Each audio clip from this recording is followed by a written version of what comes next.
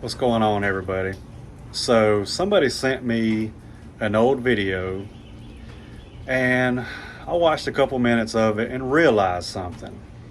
Now, this is hard for me to admit, but Andre's absolutely 100% right about one thing, and that's you should do the research. You should see what results that company's posting, because again, they can talk all they want to. So I commented on his newest video right here where he's talking about the mail and they're all about getting quick results. But I noticed something. He never posts results. So think about this. If he's so good, if he's the best, how come he doesn't post any results?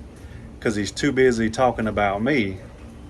I'm so good, I have time to post tons of results and still fire right back at him when he says something stupid.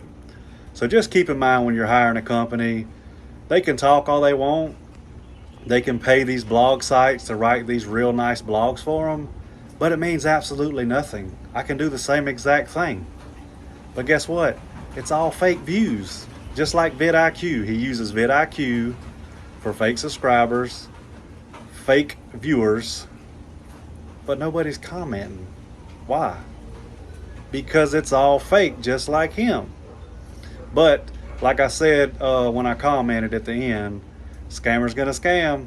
You can't stop them. Y'all have a great day.